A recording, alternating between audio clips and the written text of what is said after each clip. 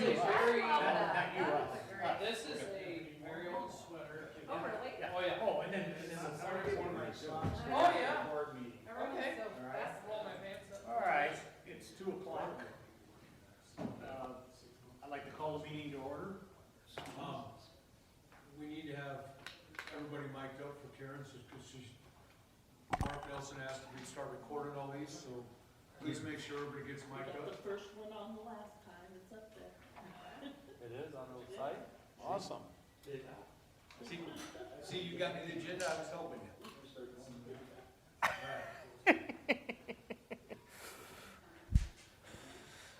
So sorry, we just need to make sure we're recording this, because Karen's posting. Are you recorded? Yeah, we're in between me and Dennis, I got it turned on already. Okay, In this room, got they it. just need a hot mic and Shane, I'll tell you that much. Right. Make sure you turn off, make sure you turn off. All right. All right, we're good. Now we go?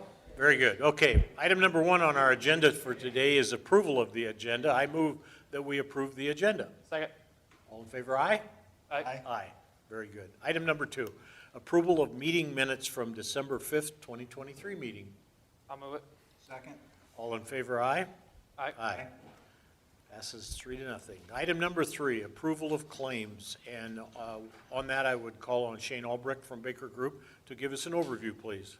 Yeah, so up on the screen, it's really small, most people can't see it.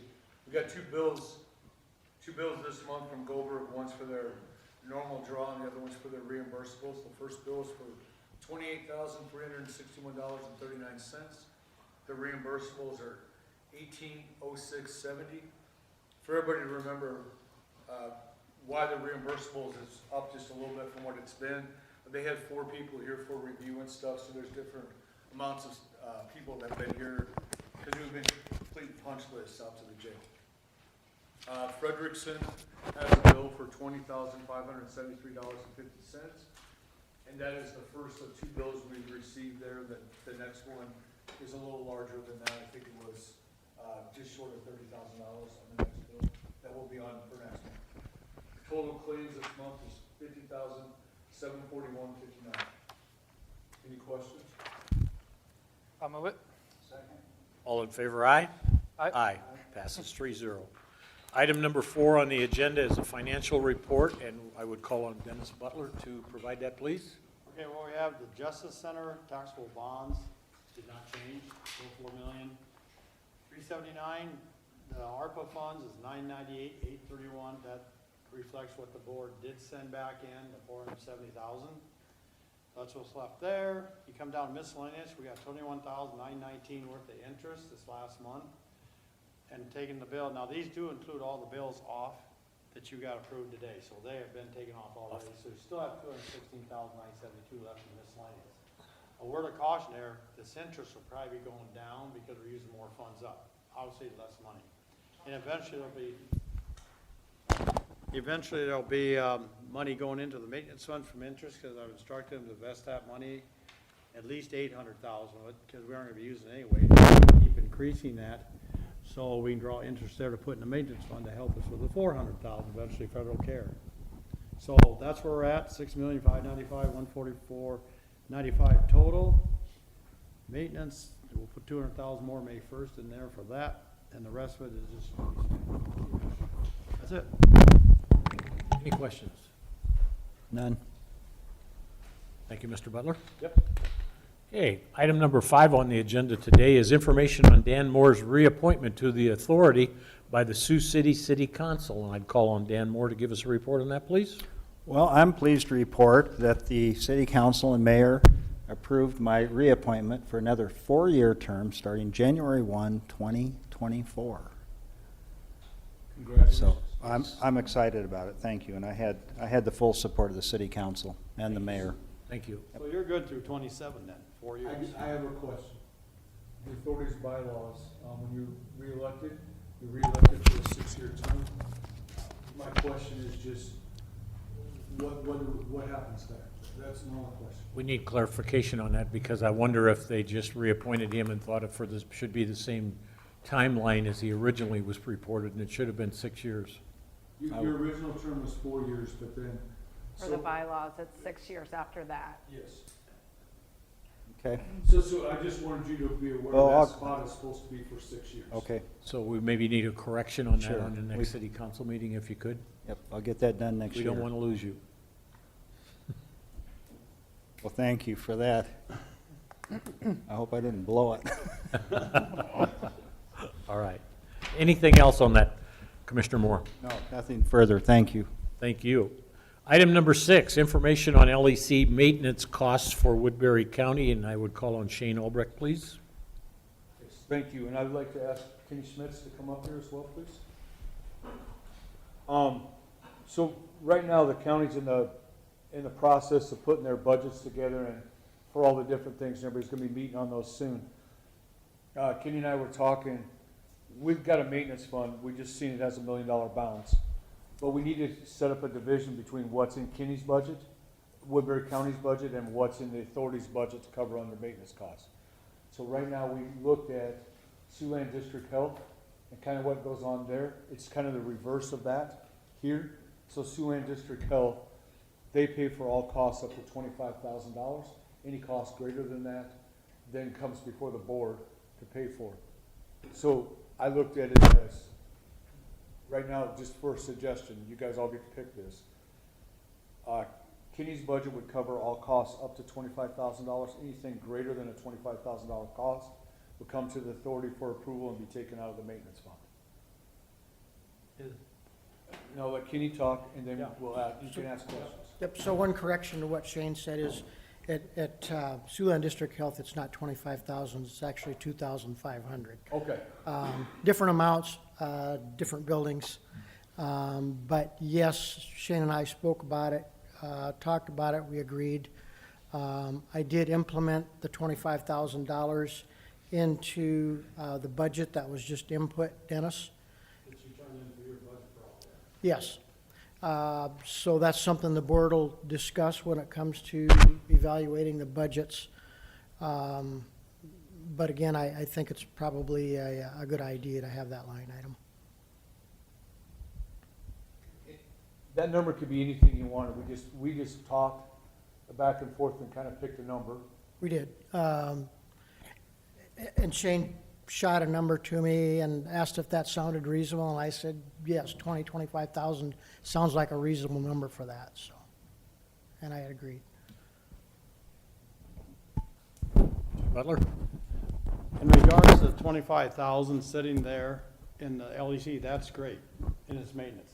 But I think anything over that, this is general maintenance, should not come out of this million. This million is set aside for capital projects, which you've identified, potential is not for general maintenance.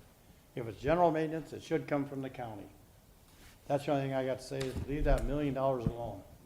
Because if you start tapping that, other people are going to think, well, let's tap in it for other reasons. The county should maintain it, we do it for the other buildings. My question for Kenny, and I enjoyed what you said, my question for Kenny is, right now, if you had a major thing, like you lost a whole big, you lost a compressor, let's just pick that, you lost a compressor. Sure. Compressor out here is $35,000, okay? If it's not in your budget, we've done some of those as CIP projects, so that's my question for you. We have, and that's the exact reason why this makes good sense to have as a line item. We want to prepare ahead of time for things like that. We know they're going to happen. Perfect instance is right across the street at the LEC. We're hanging on 2 bad compressors over there right now that I decided I wasn't replacing because of the cost. I would have to come to the board and get approval to do that. And with the delayed project we have going on right now, I'm starting to bite my fingernails. Because if we get into warm spring weather, we are in trouble. But a line item like that, I wouldn't have to go to the board and ask for approval. We'd have the money there, sitting there, and it'd be ready to go. I guess I would just say I agree with Mr. Butler, and that is that this maintenance fund that was established here was for large, long-term maintenance. And I think we need to make sure that we get the numbers adjusted so that it functions in that manner. It should come from the county for general maintenance. Right, and there is a Intended for differential general there. The differential being $25,000 to $35,000 isn't a huge major repair anymore. If you're talking about a major repair, you're talking something six figures. So that's the difference in between maintenance and CIP, if you will. The biggest reason we need to have this conversation right now, doesn't have a lot of numbers, I have no say in that, but what needs to happen is somebody has to give Kenny direction, because he has to put that money in his budget, because that budget is gonna be ratified soon. That's why we're having this conversation right now. Do you have a recommendation on it? Yeah, I do. I think it has to have the 25,000 there. Don't tap this for general maintenance, and that's general maintenance. This isn't capital expenditures. We shouldn't have any for 2 or 3 or 4 years, I hope. And then the board has done in the past, when you had a major thing, they do come up with the money, either through CIP or our reserves. But I think we need to clearly define for future processes, we need to clearly define a number on that so that we understand that the board is going to come up with the money or we take it out of the maintenance fund. Unfortunately, we got 2 board members sitting here, so that helps to hear this conversation. So I think we should, this was just discussion, we move on. Kenny and I and Dennis Dennis and myself will work on something and give a little more detailed presentation next time. Just wanted to have this out there because Kenny needs this done for his budget. That's great. This So- is exactly the process we went through with Siouxland District Health when we realized, look, we've got a problem. There's 2 different paying parties here. We have to designate dollar amounts on how we go forward. So, But So- you have this in there already, right? In your budget you submitted to me? yes, Okay, that's good. So if we don't have a resolution on it for 3 or 4 weeks, does that create a problem with your budgeting process? no. Very good, and I agree with you, Shane, on the fact that we've had a conversation about it, and let's get some additional information at our next meeting. Can I ask a question? Does the Siouxland District Health have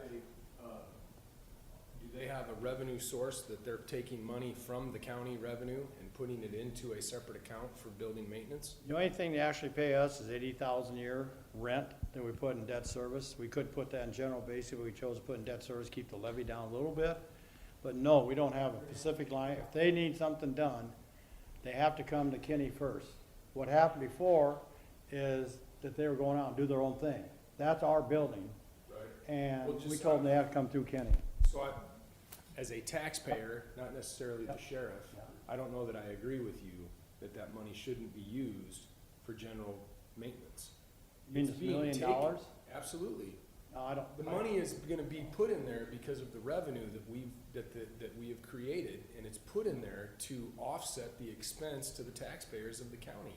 Okay, And now we're not gonna use it for that, so so then why are we gonna put $8 million in there? that's defined in the lease, what we can use it. Maybe the lease needs to define that section more. What can this I'm just maintenance? saying from a taxpayer standpoint, Well, right that now, money's in there for maintenance of the building. If we're not gonna use it for maintenance of the building, we're gonna what? Then we're double taxing the taxpayers for maintenance of the building. not really, because we're paying 400,000 for that additional rent. It covers maintenance stuff to go in this maintenance fund for major. General maintenance shouldn't be out of this fund, I and get that's that, where but what Jody, you're I saying is think you're we not need to gonna get use it. fined. You're not gonna tap into the maintenance fund for maintenance. What are you gonna tap into? For it gen- for? I think we need to look at the terms of the lease, and if it's something that we need to do an amendment to Yep. between the authority and the county, then that's what we need to do, because we're bound by the terms of that lease, so we want to look at that, but if we need to change them, we can do that. So I think further discussion's I needed. agree with having the fund, and I agree with having it high enough that if something bad happens, but if it is, let's say it is a $150,000 general maintenance repair that needs to be done, why would it not come out of that? I don't understand why it Well- wouldn't come out of that. And I agree with you, but that's where we gotta get the terms of the lease defined. I agree it should what come does out of that fund, just so.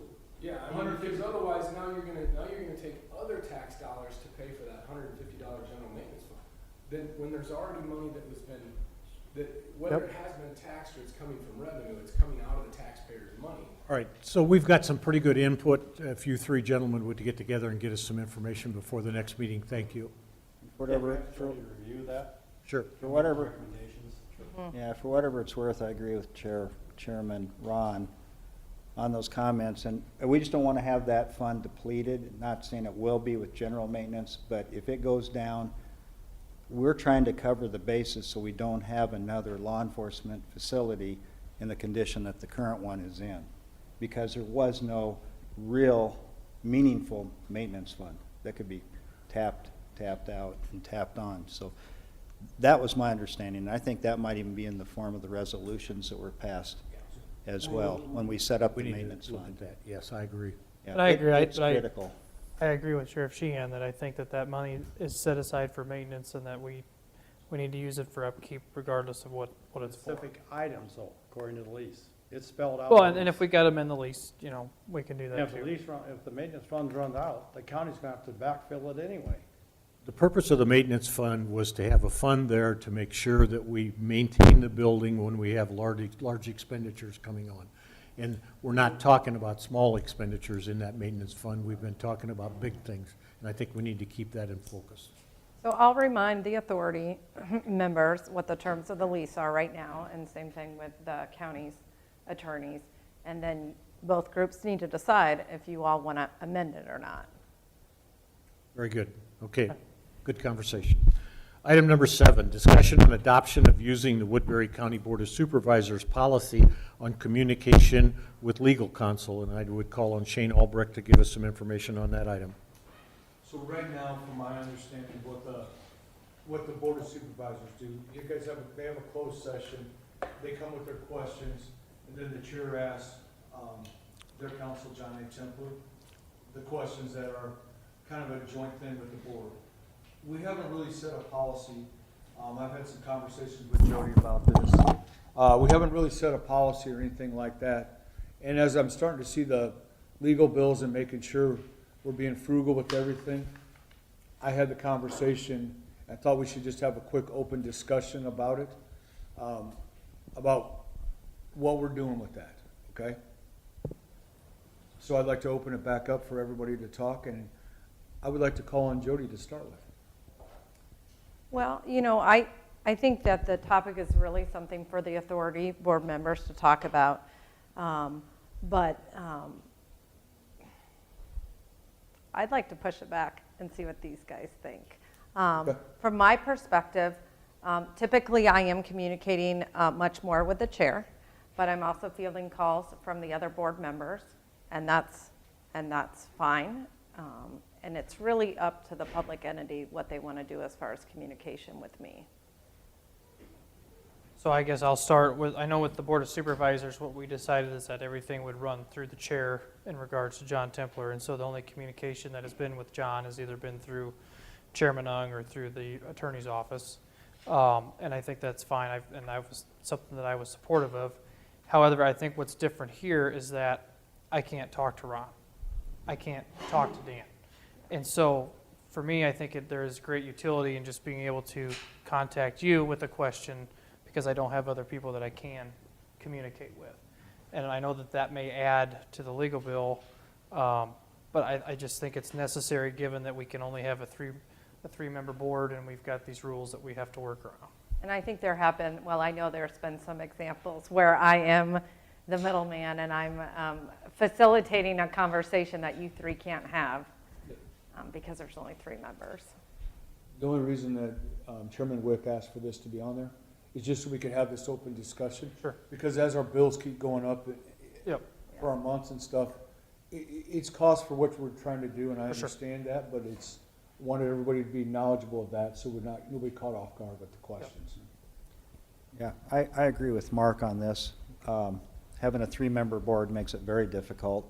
We've been very careful from the very beginning not to discuss anything with each other because that would be a questionable legal meeting at best.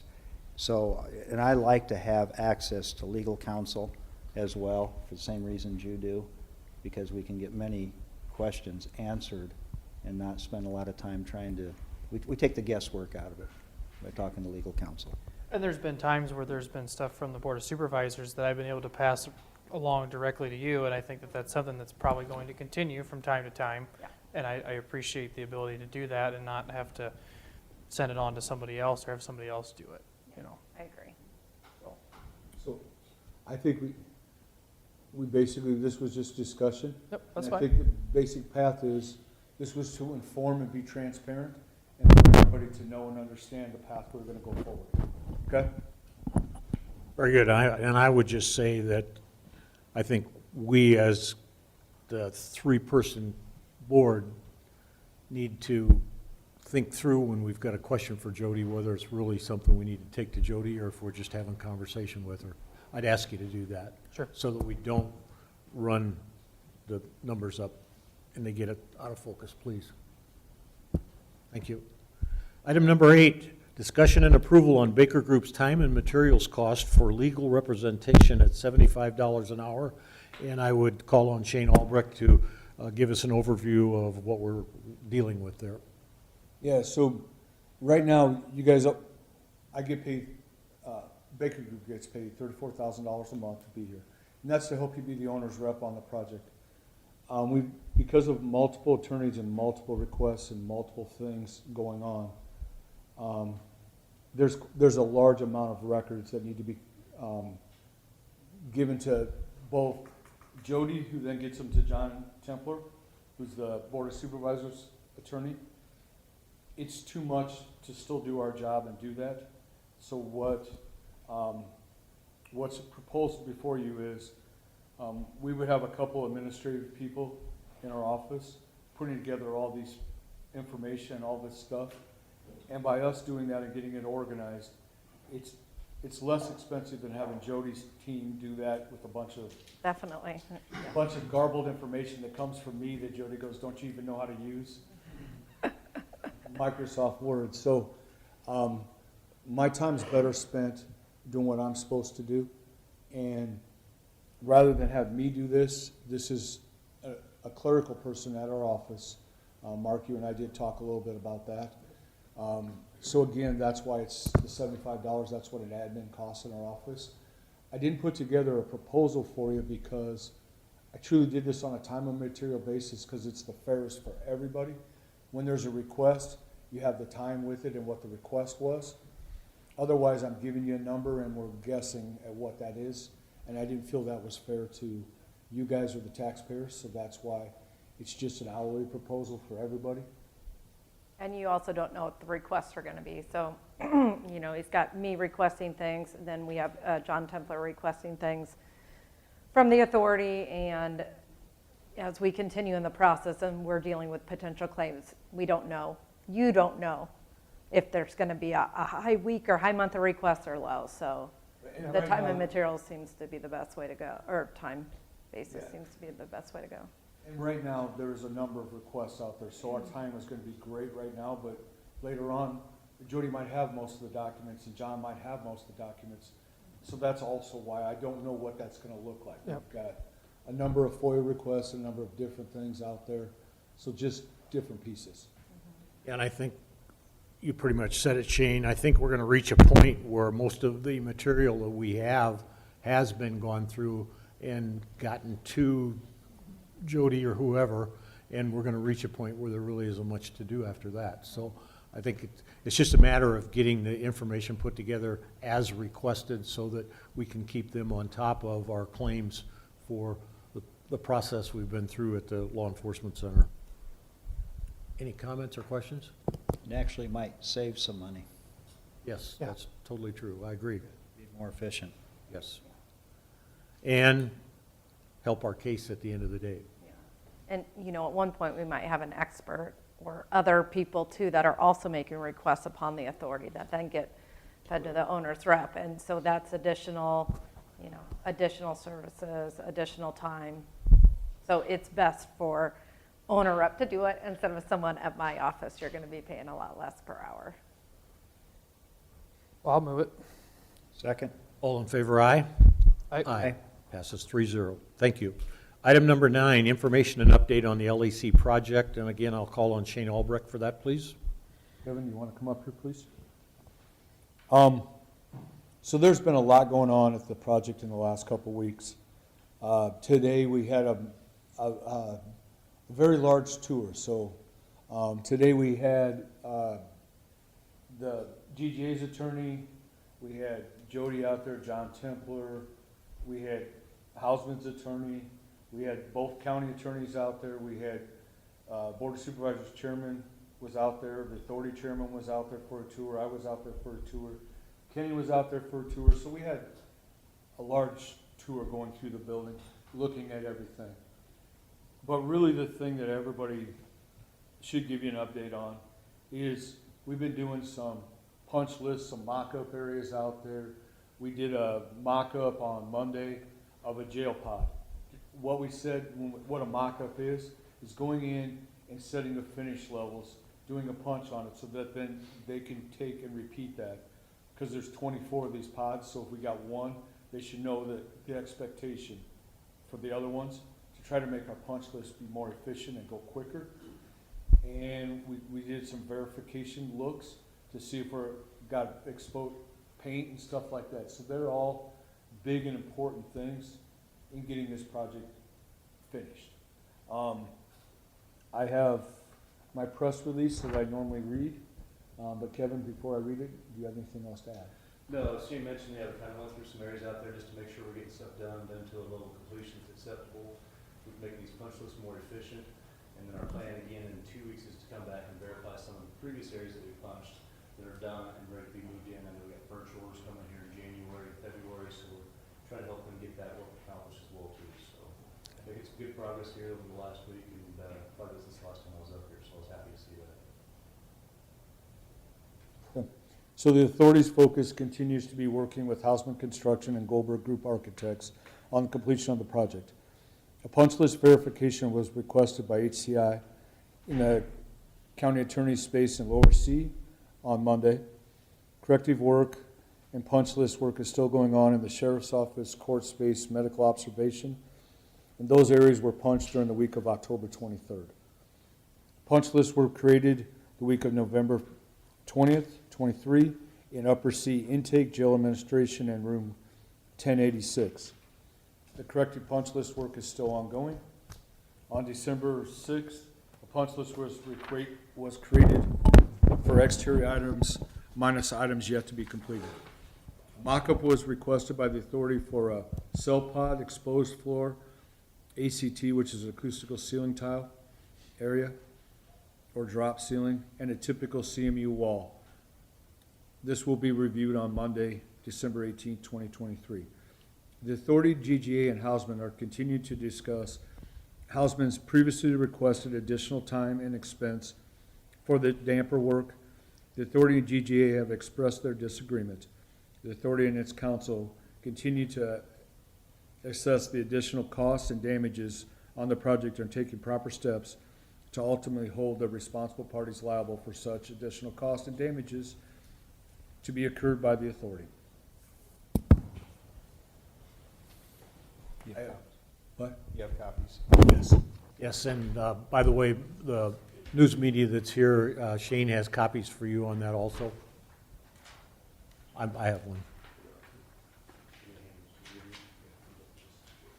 Anybody else that would like a copy? Okay, item number 10 on our agenda is discussion and approval on the authority's joint closed session with the Woodbury County Board of Supervisors. Okay, I put this on the agenda for one thing. As we get into budget times, the Board of Supervisors, I don't know what their policy is right now, so I would like to ask, if we don't know right now, when you're gonna have your budget hearings, because our 3:15 time could be at that same time.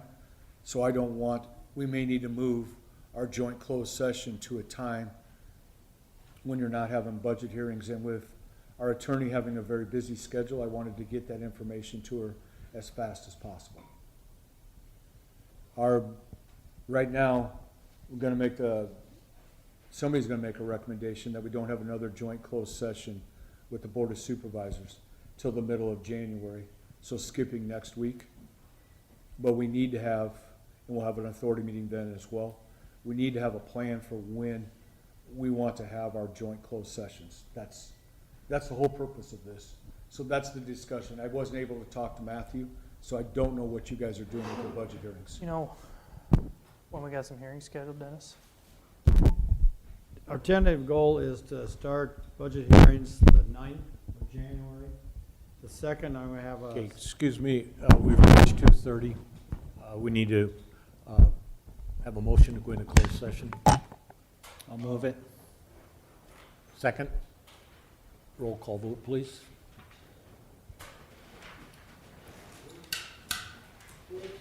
Yes. Moore, Yes? Nelson, Yes.